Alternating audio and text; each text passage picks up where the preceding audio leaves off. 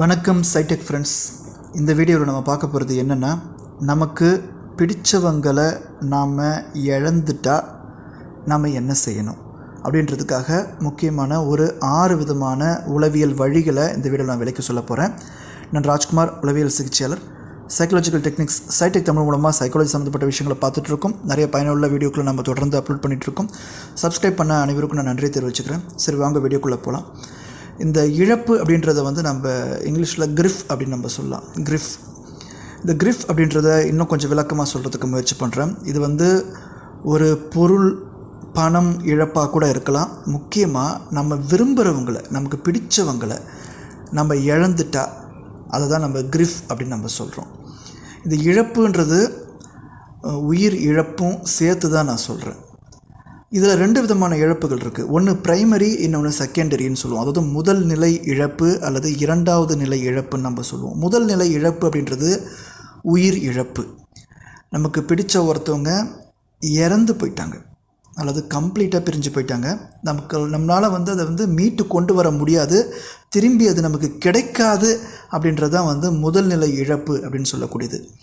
இந்த செகண்டரி அல்லது 2ஆம் நிலை இழப்பு கிரிஃப் அப்படின்னு சொல்கிறது பணமோ பொருளோ இழக்கிறது. இது நமக்கு திரும்பி கிடைச்சிரும் அல்லது திரும்பி மீட்டெடுத்துட முடியும், அல்லது லேட்டாக கிடைக்கும், அல்லது திரும்பி மாறிடும். அப்படின்றது தான் கிடைச்சிரும். அப்படின்றது தான் 2ஆம் நிலை இழப்புன்னு சொல்லக்கூடியது. எந்த வகையான இழப்பாக இருந்தாலும் பரவாயில்ல, உளவியல் ரீதியாக ஒரு 6 விதமான வழிகளை நான் உங்களுக்கு இந்த வீடியோவில் விளக்கி சொல்ல போகிறேன். ஃபஸ்ட்டு விஷயம் என்ன அப்படின்னாக்கா, ஒரு உயிர் இழந்துடுச்சு அல்லது ஒரு பொருள் இழந்துடுச்சு அல்லது ஒரு நபர் உங்களை விட்டு பிரிஞ்சுட்டாங்க, இழந்துட்டாங்க. என்ன பண்ணலாம் அப்படின்னாக்கா, நீங்கள் முதல்ல புரிஞ்சிக்க வேண்டியது என்ன அப்படின்னா, உடனே இது சரியாகிடாது, உடனே நம்மளால் மீண்டு வந்துட முடியாது, இமிடியேட்டாக நம்ம சரியாகிட முடியாது, இது நேரம் எடுக்கும், உடனே நம்ம குயிக் ஃபிக்ஸ் ஆகிடாது. அது ப்ரைமரியாக இருந்தாலும் செகண்டரியாக இருந்தாலும் இது டைம் எடுக்கும், இது சரியாகிறதுன்றது நம்ம புரிஞ்சுக்கணும். இந்த விஷயத்தை நம்ம முதல்ல ரிமெம்பர் பண்ணி கொண்டு வரணும். நேரம் எடுக்கும், டைம் எடுக்கும். செகண்ட் விஷயம் அக்செப்டன்ஸ். சரி, போனவங்க திரும்பி வரமாட்டாங்க, இழந்தவங்க திரும்பி கிடைக்க மாட்டாங்க, போனது தான், அது மீட்டெடுக்க முடியாது, இதை நம்ம ஏற்றுக்கிட்டு தான் ஆகணும். இதான் உண்மை. அவங்க இறந்துட்டாங்க, அவங்க லைஃப் முடிஞ்சிருச்சு, நம்ம நினச்சாலும் அவங்க திரும்பி நமக்கு கிடைக்க மாட்டாங்க, இதை நம்ம ஏற்றுக்கிட்டு தான் ஆகணும்னு ஒரு முடிவு எடுக்கணும். இது ரொம்ப சிரமமான விஷயந்தான். ஆனால் கூட இதை நம்ம முதல்ல ரிமெம்பர் பண்ண வேண்டியது, ஞாபகப்படுத்தி பார்க்க வேண்டியது ரொம்ப ரொம்ப முக்கியம். இந்த ப்ரேஸை நம்மக்கிட்ட சொல்லணும், இந்த வரிகளை நம்மக்கிட்ட சொல்லணும். இது முடிஞ்சிடுச்சு, இது நடந்துடுச்சு, அவங்க பிரிஞ்சுட்டாங்க, அவங்க இழந்துட்டாங்க, அது அவங்க இறந்து போயிட்டாங்க, அது நடக்காது, திரும்பி வரமாட்டாங்க, இதை நம்ம ஏற்றுக்கிட்டு தான் ஆகணும் அப்படின்ற ஒரு முடிவுக்கு வரணும். ஏற்றுக்கிற மனப்பான்மைக்கு வரணும். இது செகண்டு. 3வது, நமக்கு ஏற்ற ஒரு புது துணையை அல்லது புது நட்பை நம்ம ஏற்படுத்தணும். ஸோ ஒரு புது துணை, ஒரு புது நட்பு, உங்களை தேடி வர்றவங்க சரியானவங்களான்னு பார்த்து நம்ம தேர்ந்தெடுக்க முயற்சி பண்ணணும். ஸோ உங்களுக்கான ஒரு துணை, வேறு ஒரு துணையோ வேறு ஒரு நட்போ உங்கள்கிட்ட இருக்கும் பட்சத்தில் அதில் அட்ஜஸ்ட் ஆகிறதுக்கு முயற்சி பண்ணணும். அப்படி நபர்கள் மூலமாக உங்களுக்கு நட்போ துணையோ கிடைக்கல அப்படின்னாக்கா, அனிமல்ஸ், பெட் வளர்க்குறதுக்கு நீங்கள் முயற்சி பண்ணணும். ஸோ பெட் வளர்க்க ஆரம்பிச்சிங்க அப்படின்னு சொன்னாக்கா, அது உங்களுக்கு ரொம்ப ஒரு துணையாக இருக்கும், ஒரு ஆறுதலாக இருக்கும். அது நாயாக இருக்கலாம், ஒரு முயலாக இருக்கலாம், ஸோ அது ஒரு லவ் பேர்ட்ஸாக இருக்கலாம், ஸோ எப்படி வேணால் இருக்கலாம். அது உங்களுக்கு ஒரு பெட் அனிமல்ஸ் வளர்க்கும்போது உங்களுக்கு அது ஒரு துணையாக, ஒரு நல்ல ஒரு கம்பேனியனாக இருக்கும் அது உங்களுக்கு. ஸோ இது உங்களுக்கு அந்த இழப்புகள்லேருந்து உங்களை மீட்டு எடுக்கிறதுக்கு உங்களுக்கு உதவியாக இருக்கும்னு ஆராய்ச்சிகள் வெளிப்படுத்துது. 4வது விஷயம் என்ன அப்படின்னாக்கா, புது கலைகளை வளர்த்து கொள்ளுதல், புது வேலைகளை செய்தல், புது செயல்களில் ஈடுபடுதல். அது எப்படின்னாக்கா, ஒரு டிராயிங் வரைகிறது, ஒரு பெயிண்டிங் பண்ணுறது, ஒரு மியூசிக் கற்றுக்கிறது, புது லாங்குவேஜ் கற்றுக்கிறது, எக்ஸசைசஸ் பண்ணுறது, உடற்பயிற்சிகள் பண்ணுறது, மனப்பயிற்சிகளை தாண்டி உடற்பயிற்சிகள், நடைப்பயிற்சிகள் பண்ணுறது. ஒரிகாமி அப்படின்ட்டு நீங்கள் கேள்விப்பட்டிருக்கீங்களா? ஒரிகாமின்றது ரொம்ப ஒரு எஃபெக்டிவான ஒரு டெக்னிக். ஒரிகாமினா என்ன அப்படின்னாக்கா, நீங்கள் பேப்பர்ஸை மடித்து அதில் நீங்கள் கப்பல் செய்கிறது, அதில் நீங்கள் புறா செய்கிறது, அதில் நீங்கள் கிளி செய்கிறது, அதில் நீங்கள் ராக்கெட் செய்கிறது. ஸோ இந்த மாதிரி பேப்பரை மடித்து அதில் ஆர்ட், அதில் கலைகள் செய்கிறது. இது நிறைய யூடியூப்பில் நிறைய வீடியோஸ் இருக்குது, ஒரிகாமி எப்படி ப்ராக்டிஸ் பண்ணலாம் அப்படின்னு சொல்லிட்டு.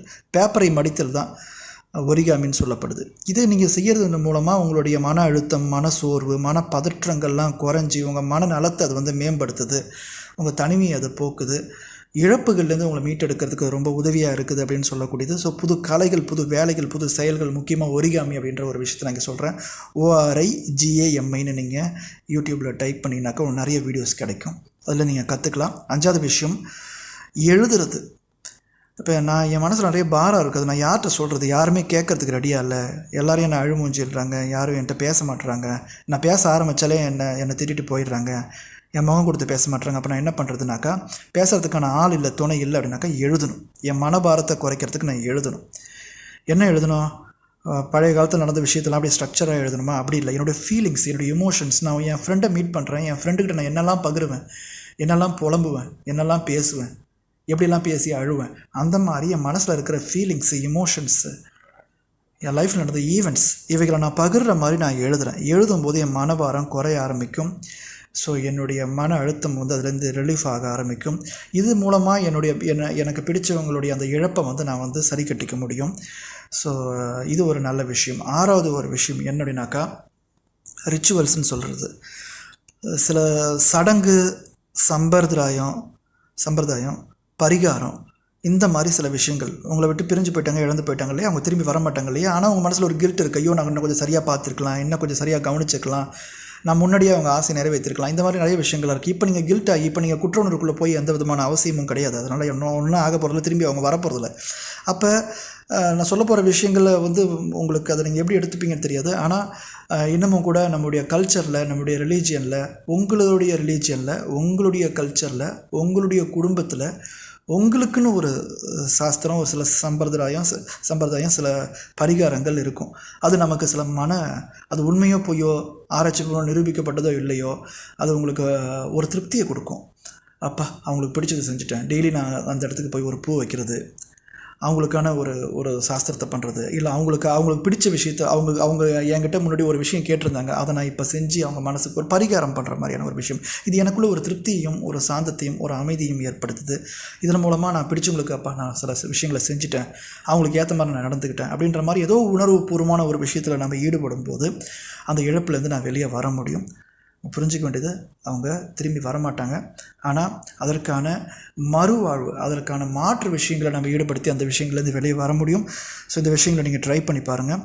ஸோ இது எத்தனை விஷயம் வந்து உங்களால் பண்ண முடியுதோ, ஒரு விஷயத்தையாவது அட்லீஸ்ட் நீங்கள் பண்ணுறதுக்கு முயற்சி பண்ணிங்கன்னா பிடிச்சவங்களுடைய அந்த நினைவுகள்லேருந்து, அந்த மனபாரத்துலேருந்து நம்ம வெளியே வர முடியும், அந்த இழப்புகளை நம்ம சமாளிக்க முடியும். நான் ராஜ்குமார், உளவியல் சிகிச்சையாளர், சைக்காலஜிக்கல் டெக்னிக்ஸ், ஐடெக் தமிழ் மூலமாக சைக்காலஜி சம்மந்தப்பட்ட விஷயங்களை உங்களுக்கு அப்லோட் பண்ணிகிட்ருக்கேன். அது நிச்சயமாக பயனுள்ளதாக இருக்குன்னு நினைக்கிறேன். லைக் பண்ணுங்கள், ஷேர் பண்ணுங்கள், சப்ஸ்கிரைப் பண்ணி வச்சுக்கோங்க. தேங்க்யூ ஃபார் வாட்சிங்.